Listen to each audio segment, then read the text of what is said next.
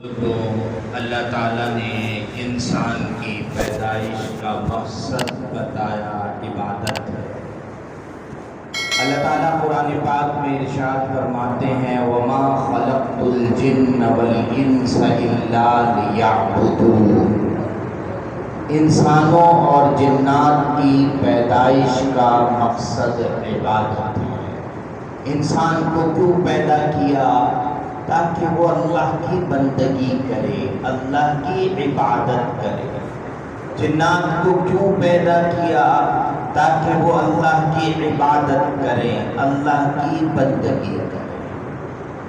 نبی علیہ السلام کس چیز کو عبادت کہہ رہے ہیں؟ عبادت کہتے کس کو ہیں یہ سمجھنا چاہیے، پھر پتہ لگے گا کتنی زندگی عبادت میں گزر رہی ہے، کتنی زندگی عبادت کے بغیر گزر رہی ہے۔ جس مقصد کے لیے آیا ہے اس مقصد پر کتنا ہے۔ نبی علیہ السلام اس عمل کو عبادت قرار دے رہے ہیں جو اللہ کی رضا کے لیے ہو۔ کس کے لیے؟ اللہ کی رضا کے لیے ہو، اللہ کی صرف اللہ کی چاہت کے لیے، اللہ کو راضی کرنے کے جذبے سے۔ دوسری چیز نبی علیہ السلام کے طریقے پر ہو، اللہ کے حکم پر ہو، آپ صلی اللہ علیہ وسلم کے طریقے پر ہو۔ تیسری چیز ثواب کی امید ہو کہ اللہ تعالیٰ اس پر اس کو ثواب دیں گے۔ یہ تین چیزیں جب ملتی ہیں تب عبادت بنتی ہے۔ ایک اللہ کی رضا کا جذبہ ہو، دوسرا اللہ کا حکم نبی کے طریقے کے مطابق ہو، تیسرا اللہ ثواب کی امید ہو، تب عبادت بنتی ہے۔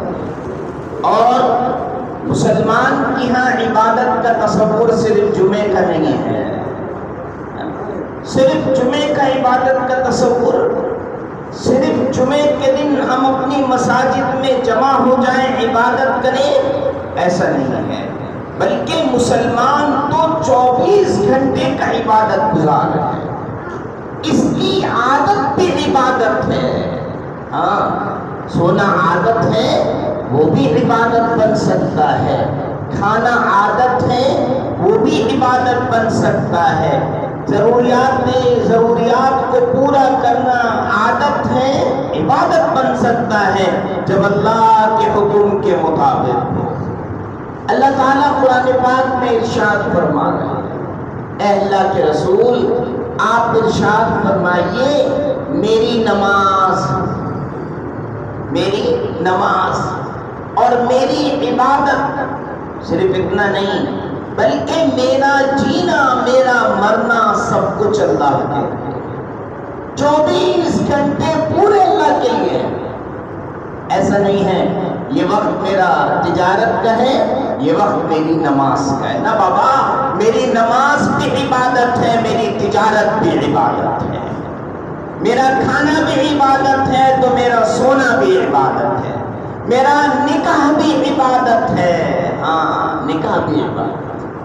اگر نکاح ایک انسان اس جذبے سے کر رہا ہے کہ اللہ کا حکم ہے، نبی کا طریقہ اس میں دیکھ لے، اللہ کو راضی کرنے کے جذبے کے ساتھ کر رہا ہو، یہ نکاح عبادت۔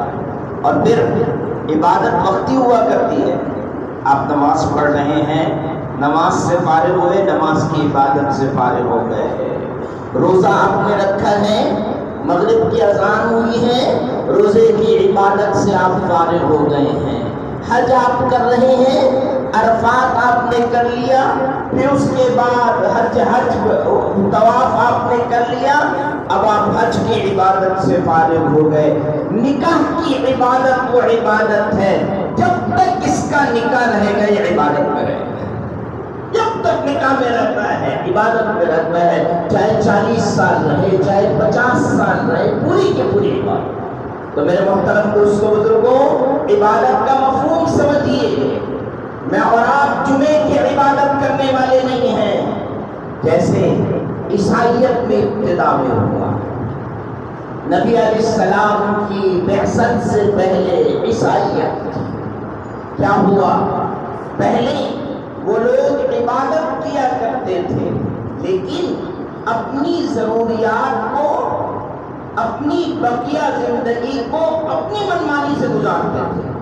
میں اپنی خوشی میں آزاد ہوں، میں اپنے غم میں آزاد ہوں، میں اپنی تجارت میں آزاد ہوں، میں اپنے تمام چیزوں میں آزاد ہوں، صرف عبادت. پھر اس کے بعد اور آگے بڑھے، یہاں کہنا شروع کیا کہ بس صرف ایک مخصوص دن عبادت کا ہے، بس وہ عبادت ہے.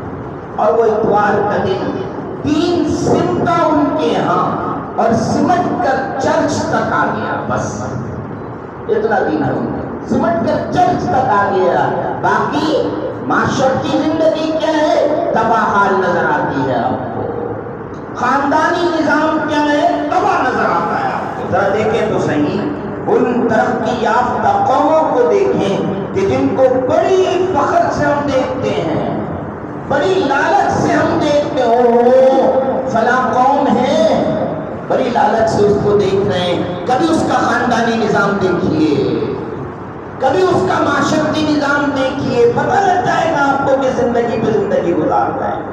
خاندانی نظام تباہ ہے، نہ باپ کی پہچان ہے، نہ بیٹی کی پہچان ہے، نہ بیوی کی پہچان ہے، کسی چیز کی پہچان نہیں. آج میرے محترم دوستوں بزرگوں، آج ہم بھی اسی طرف جا رہے ہیں. آج کا مسلمان بھی عبادت صرف جمعے کی عبادت سمجھ رہا ہے. بس جمعے کے دن میں آ گیا، جمعے کی میں نے نماز پڑھ لی، بس یہ عبادت ہے. بعض لوگ تو اس سے بھی نیچے چلے گئے کہ جمعے کا بھی اہتمام نہ رہا. اب عبادت ان کے کیا ہے؟ جب پیدا ہوئے اذان کہہ دی اور مرنے پہ نماز پڑھ دی، یہ عبادت ہے. بس اتنا دین سے تعلق ہے. میرے محترم دوستوں بزرگوں، دین ہم سمجھیں. میرا ہر عمل عبادت ہے. حضرت ڈاکٹر عبدالحی صاحب رحمۃ اللہ علیہ ارشاد فرماتے تھے کہ جب تم گھر میں داخل ہوئے اور بچہ تمہاری طرف دوڑا ہے تو تھوڑی دیر کے لیے اپنے ذہن میں فوراً یہ تصور کرو، اس بچے سے محبت میں اللہ کے لیے کرتا ہوں، اس بچے سے محبت میں اللہ کے لیے کرتا ہوں اور اللہ کے حکم کی وجہ سے کرتا ہوں، نبی کی سنت کی وجہ سے کرتا ہوں. نبی بچوں سے محبت کرتے تھے. کہا اب اس بچے کو گلے سے لگانا عبادت بن جائے، اس بچے کو گلے سے لگانا عبادت بن جائے. سونے کے لیے لیٹ رہا ہے، اس جذبے کے ساتھ ہو اللہ کا حکم کیا ہے، نبی کا اس میں طریقہ کیا ہے. اب یہ 8 گھنٹے کی نیند، 9 گھنٹے کی نیند پوری عبادت میں شمار ہو گئی. مجھے اور آپ کو یہ نہیں سمجھایا ہے صرف جمعے کے دن نماز پڑھو، اپنی تجارت میں آزاد، اپنی خوشی میں آزاد، اپنے غم میں آزاد. نہ ایسا نہیں. میرا تو نکاح بھی عبادت ہے، میری تو خوشی بھی عبادت ہے، میرا تو غم بھی عبادت ہے، ہر چیز عبادت ہے. تو آنا اس پر ہے میرے محترم دوستوں. ہر عمل میں دیکھیے 3 چیزیں آپ نے دیکھنی ہیں. میں یہ عمل کیوں کر رہا ہوں؟ میں نماز کیوں پڑھ رہا ہوں؟ میں مسجد میں آیا ہوں، نماز کیوں پڑھ رہا ہوں؟ اس وجہ سے آفس کے اندر لوگ یہ نہ کہیں کہ بے نمازی یہ جمعہ بھی نہیں پڑھتا. اس وجہ سے آیا ہوں میں نماز پڑھنے، اس وجہ سے نماز پڑھنے آیا ہوں تاکہ میرے دوست مجھے دیکھ لے میں نماز پڑھتا ہوں، میرے گھر والے دیکھ لے میں نماز پڑھتا ہوں، میرا مالک دیکھ لے میں نماز پڑھتا ہوں. ہرگز ایسا نماز اس وجہ سے پڑھ رہا ہوں میرا اللہ مجھے صرف اللہ کی رضا کے لیے آیا ہوں. کوئی ناراض ہوتا ہے ہو جائے، کوئی خوش ہوتا ہے ہو جائے، میں تو اپنے اللہ کے حکم کی وجہ سے نماز پڑھتا ہوں. اب نماز اس کی عبادت ہے. حضور علیہ السلام ارشاد فرمایا قیامت کے دن 3 آدمیوں کو بلائے. مشہور حدیث بار بار سنائیے. میں پہلا آدمی شہید، جو بھائی اللہ کے راستے میں شہید ہوا ہے، سب بہت بڑا درجہ ہے شہادت کا. شہادت کا درجہ بہت بڑا ہے. اللہ پوچھیں گے کیوں شہید ہوا، وجہ کیا تھی؟ کہے گا اللہ آپ کی رضا کے لیے لڑتا رہا اور آخر میں جان بھی آپ کی رضا کے لیے دے دی. اللہ ارشاد فرمائے کہ جھوٹ بولتا ہے، اس وجہ سے لڑا تھا تاکہ لوگ بہادر کہیں، لوگ کہیں بڑا بہادر آدمی ہے، بڑا لیڈر آدمی ہے. فرشتوں کو حکم ہوگا جس وجہ سے لڑا تھا وہ وجہ پوری ہو گئی، اس کو پاؤں سے اٹھاؤ، منہ کے بل کھینچو اور کافروں سے پہلے جہنم میں پھینک دو، کافروں سے پہلے جہنم میں پھینک دو. ابھی کافر کھڑے ہوئے ہیں. دوسرا آدمی بلایا، مولوی صاحب ہیں، عالم ہیں، کس وجہ سے پڑھا تھا بھائی؟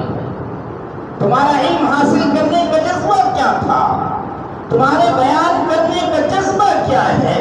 لوگوں کی اصلاح کا جذبہ کیا ہے؟ اس وجہ سے میں ایک بڑا اچھا عالم کہلاؤں، میں ایک بڑا اچھا مقرر کہلاؤں، میں ایک بڑا اچھا بیان کرنے والا کہلاؤں.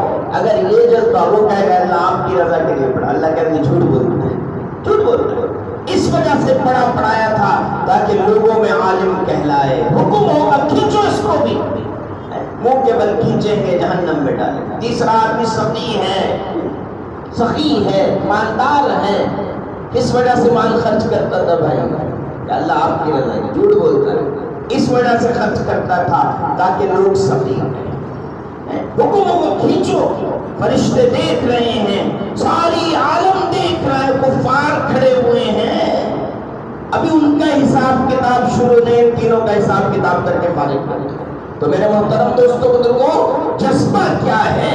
میرے اور آپ کی عبادت وہ عمل بنے گا جو اللہ کی رضا کے لیے. اب اگر میں سونا اللہ کی رضا کے لیے کر رہا ہوں، یہ بھی عبادت ہے. میرے گھر میں شادی آئی ہے، اللہ کی رضا کے واسطے کر رہا ہوں، یہ بھی عبادت ہے. میں تجارت کر رہا ہوں، اللہ کی رضا کے لیے کر رہا ہوں، یہ بھی عبادت ہے. دوسری چیز، نبی کا طریقہ دیکھیے، نبی کا طریقہ دیکھیے، اللہ کا حکم دیکھیے. اگر یہ چیز ہم دیکھ لیں، بہت ساری چیزیں جو ہمارے معاشرے میں آج عبادت شمار ہو رہی ہے پتہ لگ جائے گا. دیکھیے ایک آسان سا نسخہ سمجھیے. ایک بچہ جس کے والد کا پتہ ہو، دادا کا پتہ ہو اور دادا کا پتہ ہو، معاشرے میں اچھی نگاہ سے دیکھا جاتا ہے. ایسا ہی ہے نا، معاشرے میں اس کو اچھی نگاہ سے دیکھتے ہیں. جس بچے کے والد کا ہی نہ پتہ ہو، کیا خیال ہے معاشرے میں اس کو اچھا مقام حاصل ہوگا؟ بن والد کا بے بچہ ہے، کون ہے باپ نہیں پتا ہے، نسب نامہ بیچ سے غائب ہو رہا ہے، معاشرے میں وہ مقام نہیں ہوگا. میں ہر عمل پہ یہ دیکھوں، میرا عمل چلتا چلتا چلتا صحابہ سے جڑ رہا ہے، رسول اللہ سے جڑ رہا ہے. اگر عمل وہاں تک پہنچ گیا، یہ عمل اللہ کے مقبول ہے.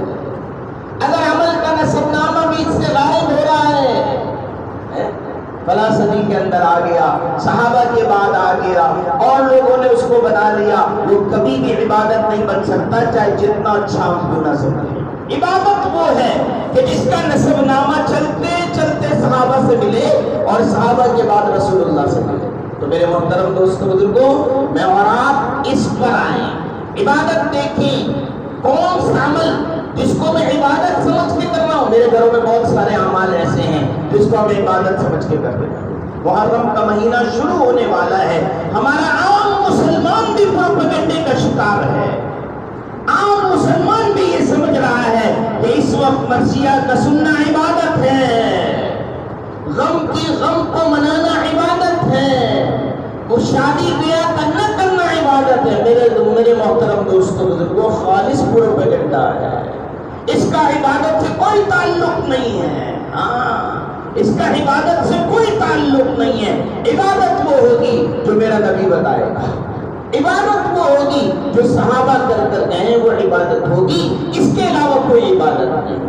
اور تیسری چیز جو میں نے عرض کی، وہ اس وجہ سے میں نماز پڑھ رہا کہ اللہ مجھے اس پر ثواب دیں گے. حدیث میں آتا ہے، حضور علیہ السلام ارشاد فرما رہے ہیں، من صام رمضان ایمانا واحتسابا، جو آدمی رمضان کے روزے ایمان کی بنا پر رکھے، اللہ کے حکم کی وجہ سے رکھے اور ثواب کی نیت سے رکھے. میں نماز اس وجہ سے پڑھ رہا، اللہ مجھے اس پر اجر دیں گے. میں عبادت اس وجہ سے کر رہا، اللہ اس پر مجھے اجر دیں گے۔ یہ تین چیزیں کسی پہ بھی رکھ لیجئے وہ عبادت بن جائے گا۔ تین چیزیں ہیں، پہلا اللہ کی رضا کے لیے کر رہے ہیں، دوسرا اللہ کے حکم نبی کے طریقے سے کر رہے ہیں، تیسرا ثواب کی امید سے کر رہے ہیں۔ یہ تین چیزیں آپ جس میں رکھ لیجئے، اگر میرا سونا ہے، میرا کھانا ہے، میرا پینا ہے، میری آفس کی ملازمت ہے، میری تجارت ہے، یہ سب کچھ عبادت ہوگی۔ اللہ تعالیٰ مجھے اور آپ کو مکمل دین پر آنے کی توفیق نصیب فرمائے۔ وآخر دعوانا الحمد